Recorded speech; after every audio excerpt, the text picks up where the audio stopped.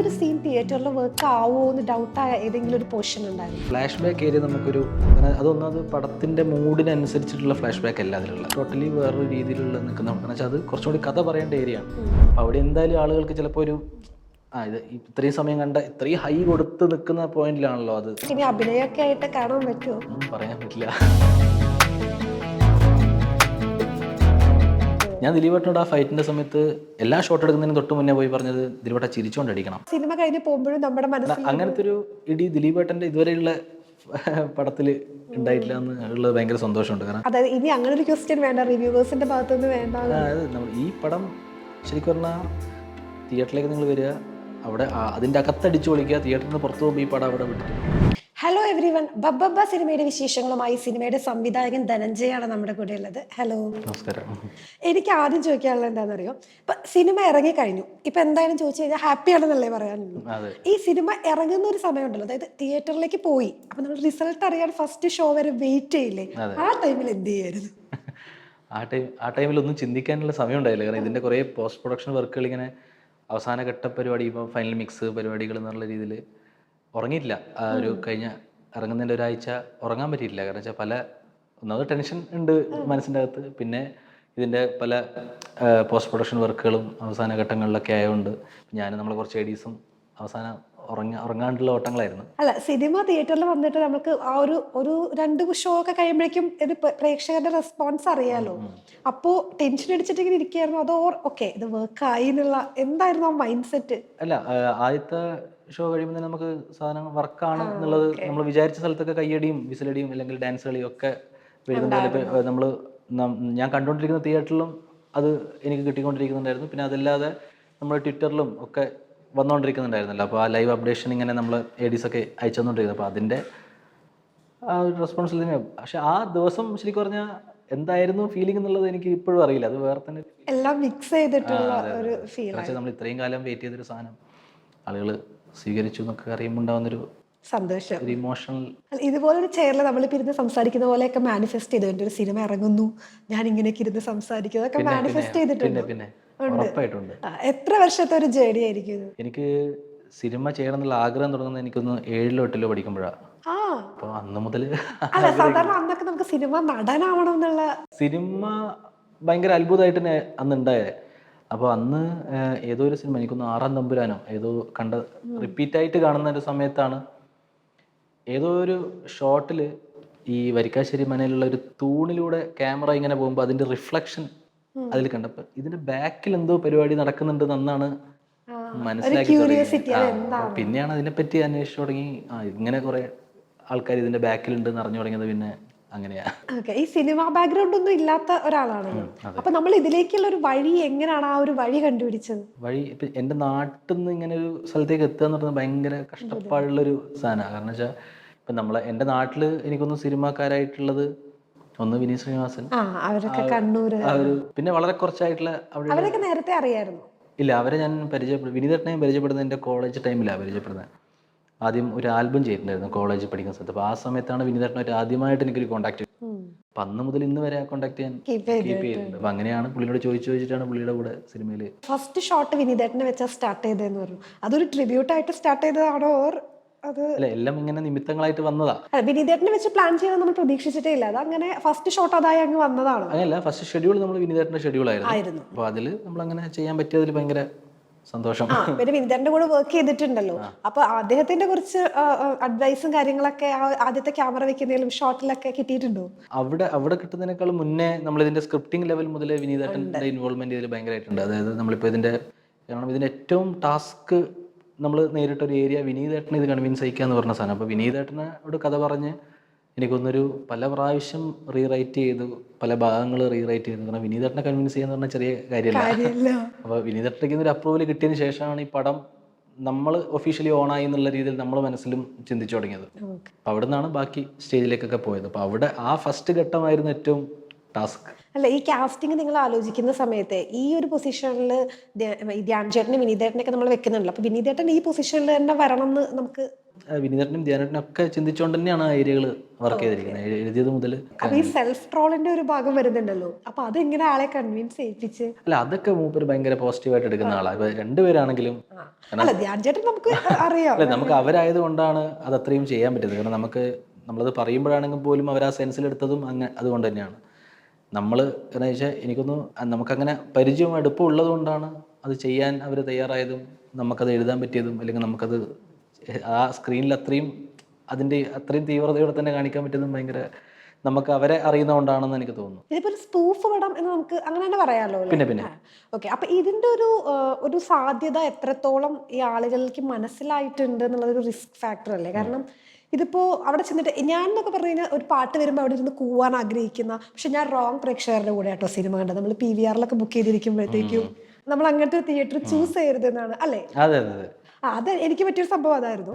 അപ്പൊ നമുക്ക് അങ്ങനെ എൻജോയ് ചെയ്യുന്ന ആളുകൾക്ക് ഭയങ്കര പീക്ക് ലെവൽ ഇത് എൻജോയ് ചെയ്യാം.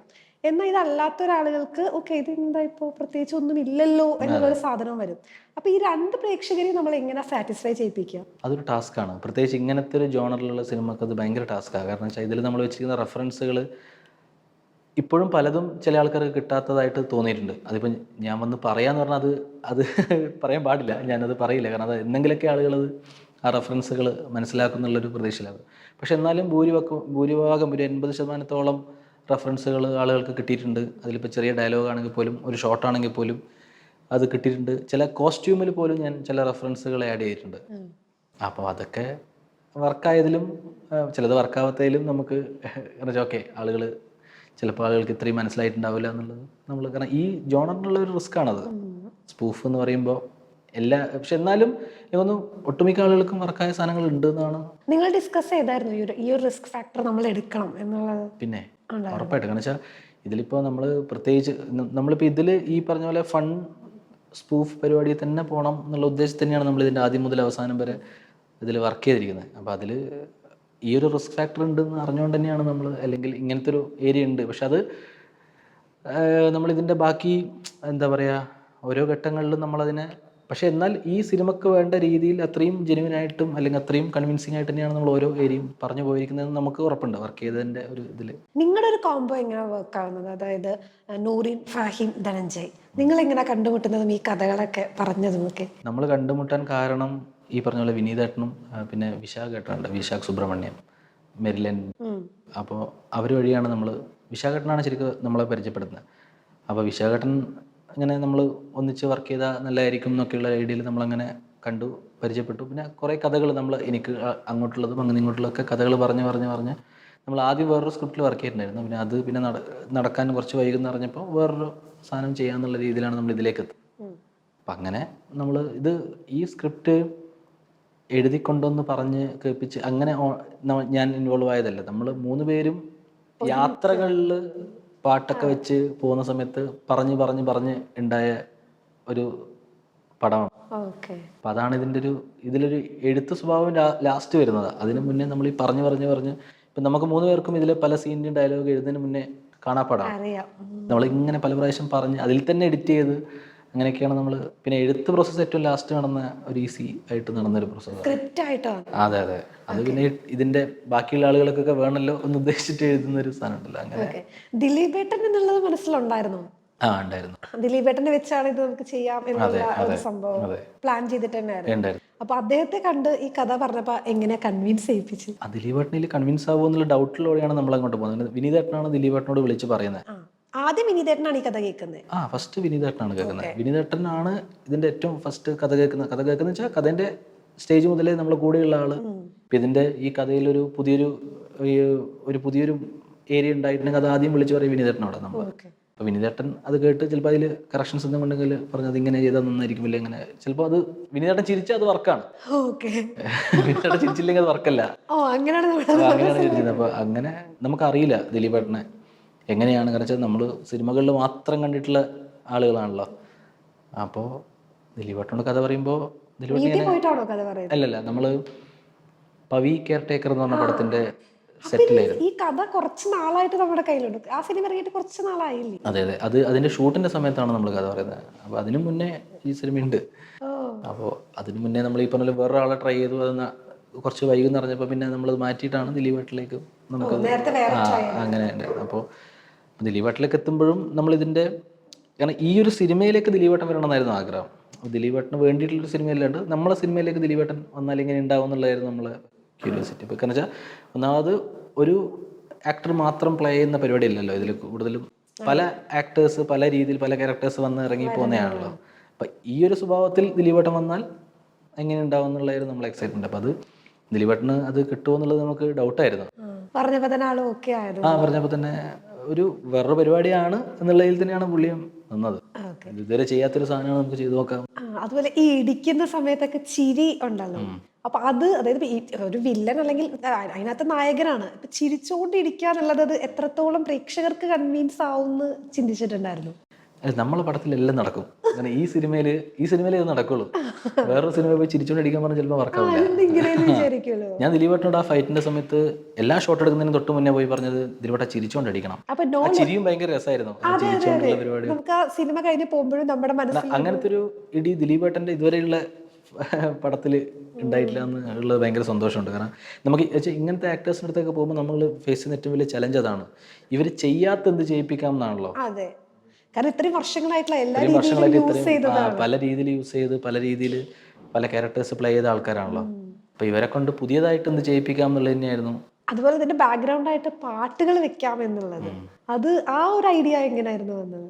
അതും ആദ്യം മുതലുള്ള ഐഡിയ തന്നെയാണ്. കാരണം വെച്ചാൽ രാരവേണു നമ്മളെ ഫസ്റ്റ് ബിഗിനിങ് മുതലുള്ളതാണ്. പിന്നെ ഈ 3 പാട്ട് ചൂസ് ചെയ്യാൻ ഇപ്പൊ രാരവേണു പിന്നെ അതൊക്കെ നിങ്ങൾ സമയമെടുത്ത് ചൂസ് ചെയ്ത 3 പാട്ടുകളാണോ? സമയമെടുത്ത് ചൂസ് ചെയ്യാന്ന് വെച്ചാൽ നമുക്കിഷ്ടമുള്ള 3 പാട്ടുകളാണ്. കാരണം വെച്ചാൽ ആളുകൾ എന്ന് വെച്ചാൽ ഇപ്പം ഞാൻ ഇങ്ങനത്തെ പാട്ടുകളൊക്കെ കേട്ടാൽ ഡാൻസ് കളിക്കുന്ന തുള്ളുന്ന ആളാണ് ക്രൗഡിൻ്റെ ഇടയിൽ നിന്ന്. അപ്പോൾ അങ്ങനെയുള്ള പാട്ടുകൾ വേണമെന്നുള്ള ആഗ്രഹം ഉണ്ടായിരുന്നു.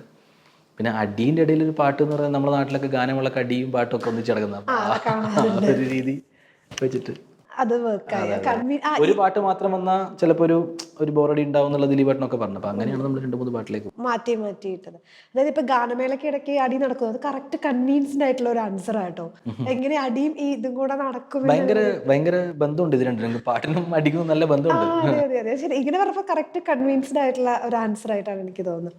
അതേപോലെ ലാലേട്ടന്റെ എൻട്രി ഇപ്പോഴത്തെ സിനിമകൾക്കൊക്കെ നമ്മൾ സിനിമ ഇപ്പൊ നിങ്ങൾ പ്ലാൻ ചെയ്യുമ്പോൾ തന്നെ ദിലീപേട്ടൻ ലാലേട്ടൻ കോംബോയില് സിനിമ വരുന്നു എന്നാണല്ലോ നമ്മൾ അറിയുന്നത്. അപ്പോൾ അത് പണ്ടൊക്കെ ആണെങ്കിൽ നമുക്ക് ഇത്രയും വാർത്തകളില്ല. അപ്പോൾ നമ്മൾ തിയേറ്ററിൽ ഇരിക്കുമ്പോഴായിരിക്കും ക്യാമിയോ ആയിട്ട് ഒരു ആൾ വരുന്നത്. അപ്പോൾ നമ്മൾ എന്നുള്ളൊരു ഫീൽ നമുക്ക് കിട്ടും. ഇപ്പം നമുക്ക് ആ ഒരു എക്സ്ക്ലൂസിവിറ്റി എന്ന് പറഞ്ഞ സാധനം ഇല്ല. അപ്പോൾ അത് നിങ്ങളുടെ സിനിമയെ ബാധിക്കുക അല്ലെങ്കിൽ സ്ക്രിപ്റ്റിനെ ബാധിക്കുന്നുണ്ടോ? അല്ല, നമ്മളിത് ഇറങ്ങുന്നവരെ ലാലേട്ടനെ ഒരു മാക്സിമം ഹൈഡ് ചെയ്ത് വെക്കണം എന്നായിരുന്നു ആഗ്രഹിച്ചത്. പക്ഷെ ഇന്നത്തെ കാലത്ത് അത് പോസിബിൾ അല്ല. പ്രത്യേകിച്ച് ലാലേട്ടനെ പോലത്തെ ഒരാൾ വന്നാൽ തന്നെ അറിയും, പുള്ളിയുടെ വണ്ടീൻ്റെ നമ്പർ വെച്ചിട്ട് ആൾക്കാർ പിടിക്കും. അപ്പോൾ നമുക്കത് മാക്സിമം പിടിച്ചു വെക്കാൻ, കാരണം ലുക്ക് പുറത്തു പോകാണ്ട് പിടിച്ചു വെക്കാൻ നമ്മൾ മാക്സിമം നോക്കി. അത് നടന്നു. നമ്മൾ തന്നെ ഒഫീഷ്യലി വിട്ടപ്പോഴാണ് അത് പുറത്ത്. അപ്പോൾ അങ്ങനെയുള്ള കുറേ സാധനം പിടിക്കാൻ പറ്റുന്ന അത്രയും പിടിക്കാന്ന് മാത്രമേ ഉള്ളൂ.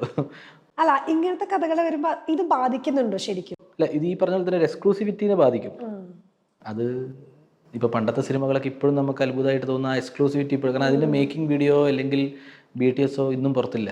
അപ്പം അതാണ് ഇന്നും നമുക്കത് ഭയങ്കര രസകരമായിട്ട് തോന്നുന്നത്. ഇപ്പം രാവണപ്രഭുവിലൊക്കെ ആ കരിക്കിൽ കള്ള് കുടിക്കുന്നൊരു സീൻ, അത് ആ ഷോട്ട് കണ്ട ആ ഷോട്ട് അങ്ങനെ എടുത്തു നമ്മൾ ആലോചിക്കും. പക്ഷെ അതിൻ്റെ BTS വീഡിയോ ഇല്ല. BTS വീഡിയോ ഉണ്ടെങ്കിൽ നമുക്ക് ഇത് ഇങ്ങനെ എടുത്തതാണ്.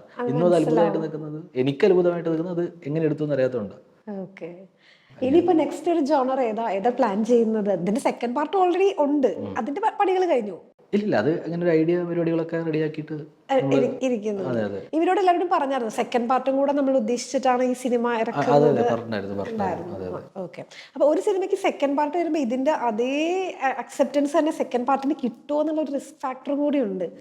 അത് നിങ്ങൾ എങ്ങനെ അത് മാനേജ് ചെയ്യുന്നത്? അതാണ്, അത് കുറച്ചും കൂടി ഈ സിനിമ കുറച്ചും കൂടി ആളുകൾ ഇൻവോൾവ് ആയി ട്രാവൽ ചെയ്തതിന് ശേഷം മാത്രമേ രണ്ടാമത്തേതിൻ്റെ ഒരു ഇതിലേക്ക് നമ്മൾ കടക്കുള്ളൂ. ഈ ക്യാരക്ടർ ആൾക്കാർക്ക് പരിചയമാവണം, ഈ വേൾഡ് പരിചയപ്പെടണം. അപ്പം അതിനുശേഷം മാത്രമേ അതിൻ്റെ രണ്ടാമത്തേലേക്കൊക്കെ പോയിട്ട് കാര്യമുള്ളൂ. കാരണം അത് ഇതിനേക്കാളും കുറച്ചും കൂടി വലിയ കാര്യങ്ങളും ഒക്കെയുള്ള ഒരു സാധനം. അതുപോലെ റിയാസ്ക പ്ലേ ചെയ്ത ഒരു റോൾ ഉണ്ടായിരുന്നു. അപ്പൊ ആ ഒരു റോള് നിങ്ങൾ എഴുതിയ സമയത്ത് ഇത് ആര് പ്ലേ ചെയ്യുമെന്ന് നിങ്ങൾ ആലോചിച്ചിട്ടുണ്ടായിരുന്നു? ആലോചന ഒന്നും ഉണ്ടായിട്ടില്ല.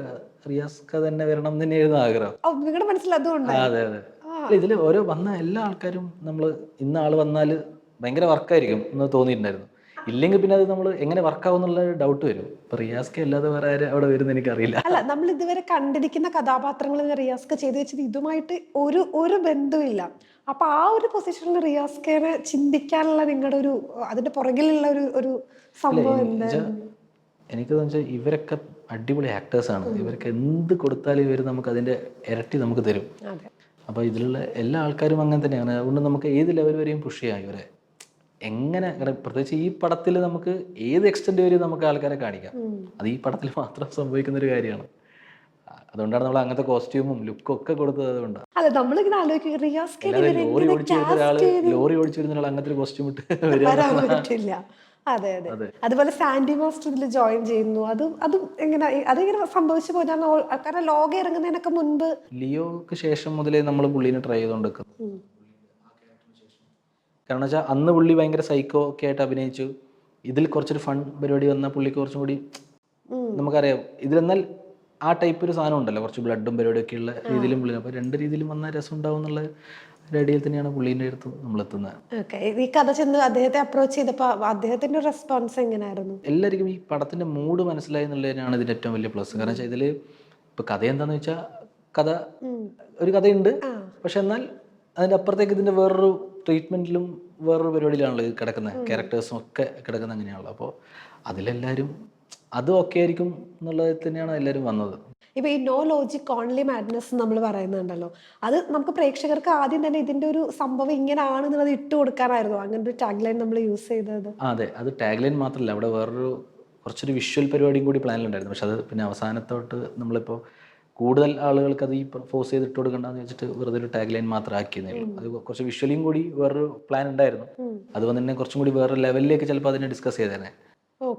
അത് പിന്നെ അവസാനം നമ്മൾ പിന്നെ ആളുകളെ ഭയങ്കരമായിട്ട് ഫോഴ്സ് ചെയ്ത് കണ്ടന്റ് എല്ലാ സീനിലും കൊടുത്ത് ആളുകൾ സ്പൂൺ ഫീഡ് പോലെ കൊടുക്കണ്ടെന്ന് പിന്നെ. അല്ല, ഈ ഒരു ടാഗ് ലൈൻ കാണുമ്പോൾ തന്നെ നമുക്കറിയാം ഈ ഒരു മാഡ്നസ് ഇഷ്ടപ്പെടുന്ന രീതിയിൽ കണ്ടാലാണ് ഈ സിനിമ ഇഷ്ടപ്പെടുള്ളൂ. അപ്പൊ നമ്മൾ അങ്ങനെ ഒരു ക്ലൂ കൊടുക്കണമെന്ന് നിങ്ങളുടെ ഭാഗത്തു നിന്ന് തന്നെ ഉണ്ടായ ഒരു തീരുമാനം. അതിപ്പോ നോ ലോജിക് ഓൺലി, ഇപ്പൊ ലോജിക്കലി നമ്മൾ തിങ്ക് ചെയ്ത പല കാര്യങ്ങളും അതിനകത്ത് വർക്കല്ല. നമ്മളത് എഴുതി വെച്ചിട്ടും കൂടി ആൾക്കാർ ലോജിക്കിനെ പറ്റി ചോദിച്ചോണ്ടിരിക്കുക. അതാണ് പ്രശ്നം. അല്ല, അപ്പൊ നിങ്ങൾ ഇങ്ങനെ എഴുതണം നിങ്ങളുടെ ഒരു പ്ലാൻ തന്നെ ആയിരുന്നു? അതായത് ഇനി അങ്ങനെ ഒരു ക്വസ്റ്റ്യൻ വേണ്ട, റിവ്യൂവേഴ്സിന്റെ ഭാഗത്തു നിന്ന് വേണ്ട. നമ്മൾ ഈ പടം ശരിക്കും പറഞ്ഞാൽ തിയേറ്ററിലേക്ക് നിങ്ങൾ വരിക, അവിടെ അതിന്റെ അകത്തടിച്ചു പൊളിക്കുക, തിയേറ്ററിൽ നിന്ന് പുറത്തു പോകുമ്പോൾ ഈ പടം അവിടെ വിട്ടിട്ട് പോവുക, ആ ഡോറിൽ വിട്ടിട്ട് പോവുക. എൻജോയ്മെന്റ് എന്നുള്ളത് നമ്മൾ അത് തന്നെയാണ് ഉദ്ദേശിച്ചത്. ഈ സിനിമ റിവ്യൂസ് ഒക്കെ കാണാറുണ്ടോ? അപ്പൊ നമ്മളത് കഴിഞ്ഞ റിവ്യൂസ് ഒക്കെ കാണുമ്പോൾ നമ്മൾ പ്രതീക്ഷിക്കാത്ത കാര്യങ്ങളൊക്കെ ഇവർ പറയുന്നുണ്ടല്ലോ എന്ന് തോന്നിയായിരുന്നു? പ്രതീക്ഷിച്ച കാര്യങ്ങൾ ഇപ്പോഴും പറഞ്ഞിട്ടില്ല കുറെ ആൾക്കാര്. ആ ഒരു കോൺഫിഡൻസിലുള്ളത് ഇപ്പോഴും. നമ്മൾ തന്നെ ഈ സിനിമയെ ക്രിട്ടിസൈസ് ചെയ്തായിരുന്നു അല്ലേ? പിന്നെ നമ്മളിപ്പോ ഇതിന്റെ ഓരോ സ്റ്റേജിലും നമ്മൾ ക്രിട്ടിസൈസ് ചെയ്തിട്ട് തന്നെയാണ് നമ്മൾ പ്രൊഡക്റ്റ് വരുന്നത്. പിന്നെ അല്ല, അപ്പൊ ആ കാര്യങ്ങളൊന്നും വന്നിട്ടില്ല എന്നാണോ? അല്ല, അത് ആസ് എ മേക്കർ എന്റെ ഉള്ളിലുള്ള സാധനമാണ്. പക്ഷെ ബാക്കി ആൾക്കാർ പറയുന്നത് നമ്മൾ അക്സെപ്റ്റ് ചെയ്യുന്നു. നല്ല രീതിയിലുള്ള റിവ്യൂസ് ഒക്കെ നമ്മൾ കേൾക്കുന്നുണ്ട്. കാരണം അതിൽ നിന്നാണ് നമ്മൾ അടുത്ത സിനിമയിലേക്ക് പോകുമ്പോൾ അതൊക്കെ കറക്റ്റ് ആയിട്ടുള്ള പോകും. അതെ, സെക്കൻഡ് പാർട്ട് വരുമ്പോൾ ഇനി ആർക്കും റിവ്യൂസിൽ കൂടുതലൊന്നും പറയാനില്ല. ഈ ജോണറിൽ ഇങ്ങനത്തെ ഒരു പ്രശ്നമുണ്ട്. അത് പിന്നെ നമ്മൾ വേറെ ലാംഗ്വേജിലാണെങ്കിൽ നമ്മളത് സ്വീകരിക്കും. നമ്മളെ ലാംഗ്വേജിൽ വരുമ്പോൾ അതിനൊരു ലിമിറ്റേഷൻസ് ഉണ്ട്. ഈ AD ആയിട്ട് കുറച്ച് നാൾ വർക്ക് ചെയ്തായിരുന്നല്ലോ. അപ്പൊ സ്വന്തമായിട്ടൊരു സിനിമ എടുക്കുന്ന സമയത്ത് അത് ഇന്നൊരു ജോണറിൽ വേണം എന്നുള്ളൊരു ആഗ്രഹമൊക്കെ ഉണ്ടായിരുന്നു? എനിക്ക് ഇങ്ങനത്തെ ഒരു അടിച്ചുപൊളി പടം എടുക്കണം തന്നെയായിരുന്നു ആഗ്രഹം. അതെ, അതായത് മാസും ഫണ്ണും ഒക്കെ ഉള്ള ഒരു കുറച്ച് ആക്ഷനും പരിപാടിയൊക്കെ ഉള്ള രീതിയിൽ ഒരു പടം എടുക്കണം തന്നെയായിരുന്നു. അതെ, എന്ന് വെച്ചാൽ വെറുതെ ഒരു ചെറിയ സിനിമ എടുത്ത് തുടങ്ങണ്ടെന്നൊരു ആഗ്രഹം എന്തായാലും ഉണ്ടായിരുന്നു. ഇതുപോലെ കുറെ കാസ്റ്റ് ഒക്കെ ഉള്ള കുറെ ആളുകൾ അങ്ങനെ ഉണ്ടായിരുന്നു. അത് സംഭവിച്ചു. അത് ഭാഗ്യം. നമ്മളെ പ്രൊഡക്ഷൻ ഇങ്ങനത്തെ ഒരു പ്രൊഡക്ഷൻ കിട്ടി. ആ പ്രൊഡക്ഷൻ കിട്ടിയതുകൊണ്ടാണ് ഇത്രയും ആൾക്കാർ വന്നത്. അല്ലെങ്കിൽ നമ്മൾ ഈ പറഞ്ഞ സ്വപ്നം മാത്രമായിട്ട് ഇപ്പോഴും അത് നിന്നേനെ. ഇപ്പൊ ദിലീപേട്ടനെ നമ്മൾ ഇതുപോലെ ഈ ഫൈറ്റിന്റെ കാര്യം ഒരു ഹെവി ആയിട്ടുള്ള ഒരു രീതിയിൽ കണ്ടിട്ട്, ഹെവി ബ്ലോക്കിൽ കണ്ടിട്ട് കുറെ നാളായി. അപ്പൊ ഈ ഫൈറ്റിന്റെ കാര്യമൊക്കെ പറഞ്ഞപ്പോഴത്തേക്കും അദ്ദേഹത്തിന്റെ ഒരു, കാരണം കുറെ നാളായില്ലേ ഇത് ചെയ്തിട്ട്, അപ്പൊ എന്തെങ്കിലും പറഞ്ഞു? ദിലീപേട്ടനൊക്കെ എന്ത് ചെയ്യാൻ റെഡി ആയിട്ട് ഭയങ്കരമായിട്ട് നിൽക്കുക. എന്ന് വെച്ചാൽ ഇപ്പൊ ആ ഫൈറ്റൊക്കെ നമ്മൾ ഷൂട്ട് ചെയ്യുന്ന പുലർച്ചെ 4 മണി വരെ ലൈറ്റ് വരുന്നവരൊക്കെയാണ്. അതായത് 6 മണി 7 മണിക്കാണ് ഷൂട്ട് തുടങ്ങുക വൈകുന്നേരം. പിന്നെ രാവിലെ വരെ പുള്ളി നിൽക്കണം. പുള്ളി അത് നിൽക്കുന്ന വെച്ചാൽ പൊടിയിലാണ്. പൊടി എന്നൊക്കെ പറഞ്ഞാൽ അവിടെ ഓൾറെഡി പൊടിയുണ്ട്, പിന്നെ എക്സ്ട്രാ പൊടി നമ്മൾ കയറ്റും ചെയ്യും. ഇതൊക്കെ ശ്വസിച്ചിട്ടൊക്കെ വേണം നിൽക്കുക. നമ്മളൊക്കെ ആരും കണ്ടാൽ മനസ്സിലാവില്ല അങ്ങോട്ടും ഇങ്ങോട്ടും അവസാനം പോകുമ്പോൾ. പിന്നെ മുടിയൊക്കെ മറ്റേ പൊടിയടിച്ച് ഏറ്റവും സ്ട്രഗിൾ ചെയ്ത ഒരു ഭാഗം എന്ന് പറയുന്നത് ഇതായിരിക്കും, ഈ പൊടിയൊക്കെ ആയിട്ട് ഷൂട്ട് ചെയ്ത ഒന്നും ഇതായിരിക്കും. പിന്നെ വേറെ എല്ലാ സീക്വൻസുകളും നമുക്ക് ഈ പറഞ്ഞ എല്ലാ എനിക്കൊന്ന് സീനിലും ഒരു മിനിമം ഒരു 100-120 ആൾക്കാർ അല്ലെങ്കിൽ 200 ആൾക്കാർ മിനിമം ഉണ്ടാവും. നമ്മൾ ഈ പറഞ്ഞ പോലെ ആർട്ടിസ്റ്റുകളായിട്ടുള്ളതും ബാക്കി ക്രൂ വേറെ ഉണ്ടാവും. പിന്നെ നമുക്ക് വലിയ വലിയ ലൊക്കേഷൻസ് ആണ് എല്ലാം ഉള്ളത്. അപ്പോൾ അതിൻ്റെ പണി ഭയങ്കരമായിരിക്കും. ചെറിയൊരു ഷോട്ട് എടുക്കാൻ തന്നെ നമ്മൾ ഒരു ഏരിയ ക്ലിയർ ചെയ്യേണ്ടി വരും. അതിൻ്റെ പണിയാണ് എല്ലാ സ്ഥലത്തും. ഇപ്പൊ നമ്മൾ കാണുന്ന സമയത്ത് ചിരിക്കുന്ന കുറെ രംഗങ്ങൾ ഈ സിനിമയ്ക്കകത്തുണ്ട്. നിങ്ങളൊക്കെ നിന്ന് ചിരിച്ചു പോയ ഒരു രംഗം ഏതായിരിക്കും ഇത് ഷൂട്ട് ചെയ്യുന്ന സമയത്ത്? അല്ല, അത് ഈ പറഞ്ഞ ഈ ചിരിക്കുന്ന റിപ്പീറ്റ് ചെയ്ത് ദേവൻ ചേട്ടൻ്റെ കുറേ സ്ഥലത്ത് നമ്മൾ ചിരിച്ചതാണ്. ധ്യാനേട്ടൻ വിനീതേട്ടൻ കോമ്പിനേഷൻ, ലാലേട്ടൻ്റെ അവസാനം വന്ന് ചോദിക്കുന്ന ചുമ്മാ കൊണ്ടുനടക്കുന്നതിനെ കൊന്നൂടെ എന്നൊക്കെ പറഞ്ഞ സാധനം നമ്മൾ കുറേ ചിരിച്ചു. ദിലീപേട്ടൻ്റെ എന്താ പറയുക, മറ്റേ ചായ കപ്പ്, അതൊക്കെ നമ്മൾ കാണുമ്പോൾ വെച്ചാൽ ഒരു പുതിയ സാധനമാണല്ലോ നമ്മൾ കിട്ടിക്കൊണ്ട്. നിങ്ങളും ചിരിച്ചു. പിന്നെ നോബി ദിലീപേട്ടനുള്ള സീൻ ഭയങ്കര രസമുള്ള സാധനമായിരുന്നു. അപ്പം അങ്ങനെ കുറേ ഉണ്ട് അങ്ങനെ. ഓക്കെ. ഇപ്പൊ ദേവൻ സാറിന്റെ ഒരു കാര്യം പറഞ്ഞല്ലോ, അപ്പൊ അദ്ദേഹം ദേവ്ജി ആ ഒരു സംഭവം നമ്മൾ അതിനകത്ത് ആഡ് ചെയ്യുന്നുണ്ട്. അപ്പൊ അത് കാരണം പുള്ളി കുറച്ചുകൂടെ നമ്മളിപ്പോ യങ്സ്റ്റേഴ്സ് അല്ലല്ലോ, അപ്പൊ ഇത് എത്രത്തോളം ഇവർക്ക് വർക്കാവും എന്ന് ചിന്തിച്ചിട്ടുണ്ടായിരുന്നു? ഉണ്ട്. അത് ഇപ്പോൾ ഓരോ ആർട്ടിസ്റ്റ് എടുത്ത് പോകുമ്പോഴും നമ്മൾ ചിന്തിച്ചു, ഇത് ഓൺലൈനിൽ കളിക്കുന്ന സാധനങ്ങളാണല്ലോ ഇതൊക്കെ. അപ്പൊ ഇത് ഇവർക്ക് അറിയോ മനസ്സിലാവോ എന്നല്ല, പക്ഷെ ഇവരൊക്കെ ഇതിനെക്കുറിച്ച് അപ്ഡേറ്റഡ് ആണ് അത്യാവശ്യം. അത് നമുക്കത് പറഞ്ഞ് ആ പേരും പുള്ളി സ്വീകരിക്കണം പടത്തിൽ, എന്നാലേ അത് വർക്കാവുള്ളൂ. ദേവിജി പറ്റൂല എന്ന് പുള്ളി പറഞ്ഞാൽ പിന്നെ വേറെ പേര് വരേണ്ടി വരും, പിന്നെ അതിൻ്റെ ഒരു പഞ്ച് പോകും. അപ്പൊ അതും കൂടി പുള്ളി സ്വീകരിച്ചു എന്നുള്ളതാണ്. പറഞ്ഞപ്പോഴേ ആള് കൺവിൻസ്ഡ് ആണ്. അപ്പൊ എനിക്ക് തോന്നുന്നു നമ്മളാണ് ഇവരൊന്നും അപ്ഡേറ്റഡ് അല്ലാന്ന് വിചാരിക്കുന്നത്. നമുക്ക് ഇന്ന് ആർട്ടിസ്റ്റ് ചെയ്യുമെന്നുള്ള ഡൗട്ട് വെച്ച് നമ്മൾ പോവാതിരിക്കേണ്ട ആവശ്യമൊന്നുമില്ല. നമുക്ക് പോയി പറയാം, ഓക്കെ, ഇല്ലെങ്കിൽ അവരെ കൺവിൻസ് ചെയ്യാൻ നോക്കാന്നേ ഉള്ളൂ. അവരൊക്കെ ചെയ്യും. അവരൊക്കെ എല്ലാവരും ഇങ്ങനത്തെ കാര്യങ്ങളിലൊക്കെ വേറെ തന്നെയാണ്. ഓക്കെ. അതുപോലെ ഈ ടീച്ചറിന്റെ കാര്യത്തിൽ ഞാനൊരു ക്രിറ്റിസിസം കണ്ടത്, ലാലേട്ടന്റെ മിക്കവാറും സീൻസ് നമ്മൾ അതിനകത്ത് ആഡ് ചെയ്തു എന്നുള്ളതാണ്. അതെന്തുകൊണ്ടായിരുന്നു അങ്ങനെ വന്നത്? എന്തായാലും നിങ്ങൾ മനഃപൂർവ്വം ചെയ്തതായിരിക്കും അറിയാം. അല്ല, അത് ലാലേട്ടൻ ആളുകൾ കാണട്ടെ ചെയ്തതാണ്. അല്ല, ഓൾറെഡി ഇപ്പൊ ക്യാമിയോ നമ്മൾ വെച്ചത് അത് പോയി, എല്ലാരും കണ്ടുപിടിച്ച്. അപ്പൊ പിന്നെ കുറെ സീൻസ് നമ്മൾ അധികം വെച്ചത് ഒരു മാർക്കറ്റിംഗ് എന്നുള്ള രീതിയിലായിരുന്നു. ട്രെയിലർ പിന്നെ അത് തന്നെയാണല്ലോ, ആൾക്കാർ അത് കണ്ടിട്ട് വേണമല്ലോ തിയേറ്ററിലേക്ക് എത്താൻ. അല്ല, ഇപ്പൊ ഇങ്ങനെ ഒരു ക്രിറ്റിസിസം ആളുകളുടെ ഭാഗത്ത് നിന്ന് വന്നപ്പോഴത്തേക്കും അത്രയും പോർഷൻസ് ആഡ് ചെയ്യേണ്ടായിരുന്നു ഒരു തോട്ട് നിങ്ങളുടെ ഇടയിൽ വന്നായിരുന്നോ? അങ്ങനെയൊന്നും വന്നില്ല. നമ്മളെന്തായാലും അത് ട്രെയിലർ പഞ്ചിൽ കൊടുക്കാൻ തന്നെയായിരുന്നു അത്. ഓക്കെ. ഇപ്പൊ സ്ക്രിപ്റ്റ് നമ്മൾ കുറെ വട്ടം ഈ പറഞ്ഞ പോലെ റീറൈറ്റ് ചെയ്ത് എല്ലാവരുടെയും അഭിപ്രായം വെച്ചിട്ടാണല്ലോ ഫൈനലി നമ്മൾ ലോക്ക് ചെയ്യുന്നത്. എന്നാലും നിങ്ങൾക്ക് ഈ ഒരു സീൻ തിയേറ്ററിൽ വർക്ക് ആവുമോ എന്ന് ഡൗട്ട് ഏതെങ്കിലും ഒരു പോർഷൻ ഉണ്ടായിരുന്നു? അല്ല, ഫ്ലാഷ് ബാക്ക് ഏരിയ നമുക്കൊരു, കാരണം അതൊന്നത് പടത്തിന്റെ മൂഡിനനുസരിച്ചിട്ടുള്ള ഫ്ലാഷ് ബാക്ക് അല്ല അതിലുള്ളത്. കാരണം അത് ടോട്ടലി വേറൊരു രീതിയിലുള്ള നിൽക്കുന്ന, കാരണം വെച്ചാൽ അത് കുറച്ചും കൂടി കഥ പറയേണ്ട ഏരിയ ആണ്. അപ്പോൾ അവിടെ എന്തായാലും ആളുകൾക്ക് ചിലപ്പോൾ ഒരു ഇത് ഇത്രയും സമയം കണ്ട ഇത്രയും ഹൈ കൊടുത്ത് നിൽക്കുന്ന പോയിന്റിലാണല്ലോ അത് വരുന്നത്. അപ്പോൾ എന്തായാലും ആളുകൾക്കൊരു ചിലപ്പോൾ ഒരു ഇത്രയും സമയം കണ്ടതിൻ്റെ ഒരു കളർഫുൾ ഇല്ല അവിടെ. അത് ശരിക്കും പറഞ്ഞാൽ ഒരു ഡ്രൈ ഏരിയ ആണ്. അപ്പോൾ അത് നമുക്കൊരു, പക്ഷെ എന്നാലും അതിലൊരു സോൾ ഉണ്ടെന്ന് നമുക്കറിയായിരുന്നു. ഇവൻ്റെ ലൈഫ് അതിലുണ്ട്. എന്താണ് ഇതിൻ്റെ കാരണം, അല്ലെങ്കിൽ എങ്ങനെ ഇവനിങ്ങനെ ആയി എന്നൊക്കെയുള്ള സാധനത്തിൻ്റെ മൊത്തം കാരണം നമ്മൾ ചിലതൊക്കെ ചില സീൻസിലോ ചില ഷോട്ടിലോ മാത്രമേ നമ്മൾ കൺവേ, അത് നമ്മൾ കൂടുതൽ കഥ പറയാണ്ട് ഒരു ഷോട്ടിലൊക്കെ കൊടുക്കാം എന്നുള്ള ഇതിന്. അപ്പോൾ ചിലത് നമുക്ക് ഒഴിവാക്കാൻ പറ്റാത്ത സാധനങ്ങളുണ്ട്. അത് അങ്ങനെ തന്നെ ആളുകളിലേക്ക് കൺസീവ് ആവുന്നത് കാണാൻ വേണ്ടി തിയേറ്ററിൽ പോയിരുന്നായിരുന്നു. അത് എങ്ങനെ ഇവർക്ക് വർക്ക് ആവുന്നതെന്ന് പല തിയേറ്റേഴ്സിലും നമ്മൾ പോയിട്ടുണ്ടായിരുന്നു. ആളുകൾ കൂടുതലും ആളുകൾ സെലിബ്രേറ്റ് ചെയ്യാനാണ് ഇഷ്ടം. അപ്പൊ അവരെ ആ സീൻസിലൊക്കെ അവര് അടിപൊളിയായിട്ട് നിൽക്കും. പക്ഷെ റെസ്റ്റ് എടുക്കാൻ പറ്റുന്ന ഇങ്ങനത്തെ സ്ഥലത്തായിരിക്കും. കാരണം അതിനുശേഷം ഇമ്മീഡിയറ്റ് ആണല്ലോ ലാട്ടം വരുന്നത്. പിന്നെ ആളുകൾക്ക് ഇരിക്കാൻ സമയമില്ലല്ലോ. അതെ, ഈ പറഞ്ഞ പോലെ ഇപ്പൊ നമ്മൾ പറയും ഈ കഥ കുറച്ച് നാളായിട്ട് നമ്മുടെ മനസ്സിലുണ്ട്. അപ്പൊ അതിന്റെ ഇടയ്ക്ക് കുറെ റീ റിലീസുകൾ, ഇപ്പൊ ലാലേട്ടന്റെ രാവണപ്രഭു ഇറങ്ങി, അങ്ങനെ കുറെ റീ റിലീസുകൾ ഇറങ്ങിയായിരുന്നു. അപ്പൊ അതൊക്കെ നമ്മുടെ സിനിമയെ കുറച്ചുകൂടെ ഒരു നല്ല രീതിക്ക് ഹെൽപ്പ് ചെയ്തിട്ടുണ്ടോ?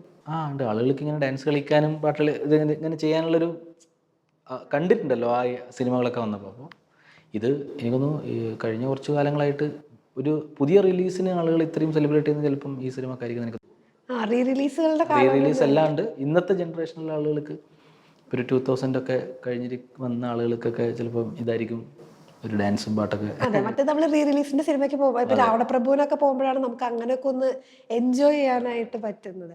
അതിന് ഹെൽപ്പ് ചെയ്തു എന്നുള്ള ഒരു സംഭവം. ഈ പേരിലേക്ക് നിങ്ങൾ എത്തിയത് എങ്ങനെയായിരുന്നു? ആദ്യം വേറൊരു പേരായിരുന്നു ഇതിന് തന്നെ. പിന്നെ നമ്മൾ ഈ വിനീതേട്ടനൊക്കെ ആയിട്ടുള്ള ഡിസ്കഷനിൽ വിനീതേട്ടനാണ് പറയുന്നത് നമുക്ക് ഇങ്ങനത്തെ ഒരു പേരിട്ടാലോ. അദ്ദേഹത്തിന്റെ സജഷൻ ആയിരുന്നു. ഓക്കെ. ഈ ഭയം ഭക്തി ബഹുമാനം എന്നുള്ളത് പറഞ്ഞിട്ട് അത് ചുരുക്കി പറയാം, അങ്ങനെ തന്നെ വന്നതാണോ അതോ? അല്ല, ഭയം ഭക്തി ബഹുമാനം ഇട്ടാലോന്നായിരുന്നു. പിന്നെ നമ്മൾ ഇങ്ങനെയും കൂടി ആക്കിയാലോ. ഈ പടത്തിന്റെ ഫസ്റ്റ് ഇതിൽ കിട്ടേണ്ട ബബ്ബ എന്നായിരുന്നു. ഭയഭക്തി ബഹുമാനായിട്ട് ഭയങ്കര സീരിയസ് പടാന്ന് വിചാരിച്ചു പോകും. അതായത് ഈ ജോണറിന് പറ്റിയ പേര് ബബ്ബയാണ്. അതെ അത് ഫൈനലൈസ് ചെയ്ത് നിങ്ങൾ തന്നെ? അതെ അതെ. ഓക്കെ. ഈ പേരിന് ആദ്യം ഒരു പേരില്ലാതെ ആയിരുന്നോ കുറച്ച് നാൾ നമ്മൾ പോയത്? അല്ലല്ല, റെഡി ആയിട്ട്? പേര് ആദ്യം മുതലേ ഉണ്ട്. ഓക്കെ. പേരില്ലാണ്ട് പോയിട്ടില്ല. പോയിട്ടില്ല അല്ലെ? നമ്മൾ ചില സിനിമ സ്ക്രിപ്റ്റ് ഉണ്ടാവും, പക്ഷെ ഒരു പേര് നമ്മൾ എങ്ങനെ ലോക്ക് ചെയ്യും എന്നുള്ളതിന് വേണ്ടിയിട്ട് നമ്മൾ കുറച്ച് നേരം അല്ല, പേരെന്തോ ഭാഗ്യത്തിൽ ആദ്യം മുതലേ കിട്ടിയിട്ടുണ്ടായിരുന്നു. ഇപ്പൊ ഒരു ഡയറക്ടറിന്റെ അല്ലെങ്കിൽ ഒരു നടന്റെ സെക്കൻഡ് മൂവി ആയിരിക്കും അവരുടെ സക്സസ് എന്നാണല്ലോ നമ്മുടെ ഒരു പറഞ്ഞു വെക്കല്ലേ. അങ്ങനെയാകുമ്പോൾ നെക്സ്റ്റ് ഇപ്പൊ സെക്കൻഡ് പാർട്ട് ഇറക്കുവാണോ അതോ വേറെ ഏതെങ്കിലും മൂവിയാണ് വേറെ ആദ്യം ഇറങ്ങാൻ പോകുന്നത്? ഇതിന്റെ ടോട്ടലി വേറെ നിൽക്കുന്ന എന്തെങ്കിലും ഒരു സാധനം ചെയ്യണമെന്നൊരു ആഗ്രഹമുണ്ട്. അത് കഴിഞ്ഞിട്ടായിരിക്കും ഇതിന്റെ നെക്സ്റ്റ് വരുള്ളൂ. അപ്പൊ അതിന്റെ പണിയിലാണോ ഇപ്പോ? അതിന്റെ പരിപാടികൾ ഇങ്ങനെ സൈഡിലൂടെ നടക്കുന്നുണ്ട്. അത് ഏത് ജോണറാന്നൊന്നും പതുക്കെ പറയാം. ഓക്കെ. അത് സ്ക്രിപ്റ്റിലും എല്ലാത്തിലും ഉണ്ട്. ഉണ്ട്. എപ്പോഴെങ്കിലും ഈ അഭിനയം എന്നുള്ള ഒരു ആഗ്രഹം വന്നിട്ടുണ്ട്? അത് എപ്പോഴും ബിഹൈൻഡ് സിനിമയിൽ എല്ലാ കാര്യങ്ങളും ചെയ്യണമെന്ന് ആഗ്രഹമുള്ള ഒരാളാണ് ഞാൻ. എനിക്ക് ഏറ്റവും ഇഷ്ടമുള്ള സാധനമാണ് ക്യാമറ ചെയ്യുക, എഡിറ്റ് ഭയങ്കര ഇഷ്ടമുള്ളതാണ്. ഇതൊന്നും അറിയില്ല, പക്ഷെ ചെയ്യണമെന്ന് ഞാൻ എൻ്റെ ഫോണിലും അല്ലെങ്കിൽ എൻ്റെ ക്യാമറയിലും എൻ്റെ ഇതിലൊക്കെ എഡിറ്റും വീഡിയോ ഇതൊക്കെ ചെയ്യുന്നുണ്ട്. അപ്പോൾ ഇതൊക്കെ ആഗ്രഹമുണ്ട്. അതുപോലെ തന്നെ അഭിനയം ആഗ്രഹമുള്ള തന്നെയാണ്. ഓക്കെ. അല്ല, അപ്പൊ നെക്സ്റ്റ് നമുക്ക് ഇനി അഭിനയമൊക്കെ ആയിട്ട് കാണാൻ പറ്റുമോ? ഒന്നും പറയാൻ പറ്റില്ല. അല്ലെ, ബബ്ബയിൽ ഏതെങ്കിലും ഇപ്പൊ നൂറിന്റെ ചെറിയ ഭാഗം ചെയ്തു, ഫഹീം ചെയ്തു, അപ്പൊ ധനഞ്ജയന് അങ്ങനെ എനിക്ക് ഏതെങ്കിലും ഒരു സമയം ചെയ്യണം എന്നുള്ള ഒരു തോട്ട് വന്നായിരുന്നു? തോന്നിയിട്ടില്ല. അവര് പറഞ്ഞായിരുന്നോ ഏതെങ്കിലും? അല്ല, അങ്ങനൊന്നുമില്ല. നമുക്ക് അങ്ങനെ തോന്നിയില്ല. ഒന്നാമത് ഇതിന്റെ ഇത്രയും ബഹളങ്ങൾ നടക്കുമ്പോൾ അതിനിടയ്ക്ക് അവിടെയും കൂടി പോയി നിൽക്കാനുള്ള ത്രാണിയില്ല. അല്ല, നമ്മുടെ മനസ്സിലൊരു ആഗ്രഹം. ബാക്കി എല്ലാവരും അഭിനയിച്ചിട്ടുണ്ട്, എൻ്റെ എഡീസ് ഒക്കെ അഭിനയിച്ചു. അതാ ഞാൻ ചോദിച്ചത്. എല്ലാവരും ഇപ്പൊ നൂറിനാണല്ലോ ചെറിയ ഭാഗത്ത് വന്നു പോകുന്നുണ്ട്, ഫൈമിനെ കുറച്ചുകൂടെ നല്ല അവരൊക്കെ ആക്ടേഴ്സ് തന്നെയാണല്ലോ. അതെ. അപ്പൊ അവരൊന്നും അഭിനയിപ്പിക്കാതിരിക്കുന്നതിൽ വലിയ കാര്യമൊന്നുമില്ല. നമുക്ക് കൈമിലുള്ള ആക്ടേഴ്സ് ആണല്ലോ. അല്ല, നമ്മൾ ഡിറക്ഷനും ഈ ആക്ടിങ്ങും രണ്ടും ഒരുമിച്ച് ഇപ്പൊ നമ്മുടെ പൃഥ്വിരാജൊക്കെ ചെയ്യുന്ന പോലെ അതുപോലെയൊക്കെ ചെയ്യുന്ന രീതിയിലേക്ക് അല്ല, നമുക്കൊരു ആഗ്രഹം ഉണ്ടാവുമല്ലോ ഭാവിയിൽ നോക്കാം. ഓക്കെ. ഇപ്പൊ ഈ ഡയറക്ഷന്റെ കാര്യത്തിൽ ആരാണ് ഒരു ഗുരു എന്ന് വെച്ചാൽ വിനീതേട്ടനായിരിക്കുമോ? എങ്ങനെയാ? വിനീതേട്ടൻ തന്നെയാണ്. അങ്ങനെ വിനീതേട്ടൻ അടുത്ത് തന്നെയാണ് ഞാൻ ഇതിലെ കുറേ കാര്യങ്ങൾ മനസ്സിലാക്കിയതും. അങ്ങനെ വെച്ചാൽ ഇപ്പം ഷോട്ട് എടുക്കുന്ന കാര്യത്തിലാണെങ്കിലും ആവശ്യമില്ലാത്ത ഷോട്ടിൻ്റെ ആവശ്യമില്ല. ഇപ്പോൾ ബിൽഡപ്സ് മാത്രമേ ഞാൻ കുറേ അധികം എടുത്തിട്ടുണ്ട്. അത് ഇപ്പോഴും എനിക്ക് മതിയായിട്ടില്ല എടുത്തിട്ട്. അങ്ങനെ തോന്നുന്ന ഒരാളാണ് ഞാൻ. ബാക്കി സീൻസിൻ്റെ കാര്യത്തിലോ അല്ലെങ്കിൽ ബാക്കിയുള്ള കാര്യത്തിലൊക്കെ ആവശ്യമുള്ള ഷോട്ടുകൾ മാത്രം എടുക്കുക, എന്തെടുക്കണം വേണ്ട എന്നൊക്കെ തീരുമാനിക്കാനുള്ളൊരു നമുക്കൊരു അങ്ങനത്തെ ഒരു ഇത് കിട്ടിയത് വിനീതേട്ടൻ തന്നെയാണ്. അപ്പോൾ വിനീതേട്ടൻ തന്നെയാണ് അതിൻ്റെ അൾട്ടിമേറ്റ്. ഓക്കെ. ഇപ്പൊ നമ്മുടെ ആഗ്രഹമാണ്, ഇത്രയും വർഷത്തെ ഒരു സംഭവമാണ് ഈ ബബ്ബ. അപ്പൊ നമ്മള് അത് തിയേറ്ററിൽ ഇറങ്ങുമ്പോൾ നമ്മൾ സക്സസ് ആവുമെന്ന് തന്നെ പ്രതീക്ഷിക്കുന്നത്. പക്ഷെ അതല്ലെങ്കിൽ ഒരു പ്ലാൻ ബി ഉണ്ടായിരുന്നു. എന്ത് സംഭവിച്ചാലും വേറൊന്നും ചെയ്യാനില്ലല്ലോ. അത് അക്സെപ്റ്റ് ചെയ്യുന്നില്ലല്ലോ. അല്ല, there is no plan B എന്നാണ്. ഇല്ല. ഇപ്പൊ അതിൽ ഞാൻ ഇതിൽ പറഞ്ഞിട്ടുണ്ട്. കാരണം വെച്ചാൽ ഇതിലെ ആക്ടേഴ്സിന്റെ കാര്യത്തിലാണെങ്കിലും വേറെ ഇപ്പം എന്നോട് ലാലേട്ടൻ കഥ പറയുന്ന സമയത്ത് ചോദിച്ചു, ഇത് ഞാനല്ലെങ്കിൽ വേറെ ആര് ചെയ്യുമെന്ന് ചോദിച്ചു. അപ്പം ഞാൻ പറഞ്ഞു എനിക്കറിയില്ല എന്നാ ഞാൻ പറഞ്ഞു. എനിക്കൊരു ഓപ്ഷൻ ഉണ്ടായില്ല. ഞാൻ ചിന്തിച്ചിട്ടില്ല. നമ്മൾ ചിന്തിച്ചിട്ടില്ല. കാരണം നമ്മുടെ ടീമിൽ ആരും ചിന്തിച്ചിട്ടില്ല പുള്ളി അല്ലെങ്കിൽ വേറെ ആര് ചെയ്യുന്നുള്ളത് അറിയില്ല. അപ്പൊ അതുപോലെ തന്നെ എന്ത് സംഭവിച്ചാൽ എന്ത് ചെയ്യുന്നുള്ളത് അറിയില്ല. അത് ആ സമയത്തല്ലേ. ഇതിൽ കൺവിൻസ് ചെയ്യാൻ ഏറ്റവും ബുദ്ധിമുട്ടത് വിനീതേട്ടനാണ്. ബാക്കി എല്ലാവരും കുറച്ചുകൂടെ ഇല്ല, വിനീതേട്ടൻ വെച്ചാൽ ഇതിന്റെ ബിഗിനിങ് സ്റ്റേജിലായതുകൊണ്ടാണ്. വിനീതേട്ടൻ നമ്മളെ കൂടെ നിന്ന് വിനീതേട്ടൻ കുറച്ചും കൂടി നന്നാവണം എന്നുള്ള ആഗ്രഹത്തിൽ ആയിരിക്കുമല്ലോ ആ സ്റ്റേജിലേക്ക് നിന്നുണ്ടാവും. ബാക്കി എല്ലാവരും കൺവിൻസ് ചെയ്യാൻ ബുദ്ധിമുട്ട് തന്നെയാണ്. കാരണം വെച്ചാൽ നമുക്കിപ്പോൾ ഒരു പ്രൊഡക്ഷൻ വഴി നമുക്ക് ഒരു ആർട്ടിസ്റ്റിൻ്റെ അടുത്ത് എത്താൻ പറ്റും. അവരെ കൺവിൻസ് ചെയ്യുക എന്നുള്ളത് നമ്മളെ ഉത്തരവാദിത്തമാണല്ലോ. അല്ല, നിങ്ങൾ പക്ഷെ ഭയങ്കര കൺവിൻസിങ് സ്റ്റാർ ആണ് കേട്ടോ. കാരണം അത്രയും സീരിയസ് ആയിട്ടുള്ള പ്രൊഡ്യൂസറെ വരെ ഡാൻസ് ചെയ്യിപ്പിച്ചില്ല. അതൊക്കെ ഒരു ഭാഗ്യല്ലേ നമുക്ക്. ഇത്രയും ആൾക്കാരൊക്കെ നമുക്ക് കിടക്കണം. ഗോപാലൻ സാറിനൊക്കെ പോലത്തെ ഒരാളെ നമുക്ക് അഭിനയിപ്പിക്കാൻ പറ്റുക, ഡാൻസ് ചെയ്യിപ്പിക്കാൻ പറ്റുക. കാരണം അവരെ എല്ലാവരും ഉള്ളിലുള്ള ഒരു കുട്ടിത്വം പുറത്തേക്ക് എടുക്കാൻ പറ്റിയെന്നുള്ളതാണ്. അത് ഈ ഒരു ജോണർ ആയതുകൊണ്ട് എല്ലാവരുടെ ഉള്ളിൽ ആ സംഭവം എല്ലാവരും സെറ്റിൽ വരുമ്പോൾ അങ്ങനെയാണ്. എന്ന് വെച്ചാൽ ആദ്യത്തെ ഒരു സമയത്ത് കുറച്ച് സമയം ചിലപ്പോൾ ഭയങ്കര ഒരു വേറൊരു സിനിമയിലൊക്കെ പോകുന്നതിൻ്റെ ഒരു ഫീൽ വരും. പക്ഷെ പിന്നെ എല്ലാവരും നമ്മളെ പോലെയാകും. ഓക്കെ. എനിവേ, എന്തായാലും ബബ്ബ അടിപൊളിയായിട്ട് തന്നെ മുന്നോട്ട് പോകുന്നുണ്ട്. അപ്പൊ സെക്കൻഡ് പാർട്ട് നമ്മൾ എപ്പോഴാ പ്രതീക്ഷിക്കേണ്ട? ഒരു 1 year കഴിഞ്ഞാൽ? അല്ല, അതൊക്കെ എല്ലാം ഒഫീഷ്യലി നമ്മൾ പറയുള്ളൂ. ഓക്കെ. അതിന്റെ ബാക്കി പരിപാടികളൊക്കെ പതുക്കെ പറയാം. അതിന് മുമ്പ് വേറെ സിനിമ ഇറങ്ങുമെന്നാണ് പറഞ്ഞേക്കുന്നത്. നമ്മൾ ഏറെ പ്രതീക്ഷയോടുകൂടിയാണ് കാത്തിരിക്കുന്നത്. കാരണം ഇപ്പൊ ധനഞ്ജയ് എന്നുള്ള ഒരു മാർക്കറ്റ് വാല്യൂ ഉള്ള നെയിം ഉണ്ടല്ലോ. അപ്പൊ നമ്മൾ കുറെ എക്സ്പെക്ട് ചെയ്യുന്നുണ്ട്. അറിയാം ഇതൊരു ബർഡൻ ആണ്. ഓക്കെ. എനിവേ, എന്തായാലും കണ്ടതിൽ സന്തോഷം. Thank you so much.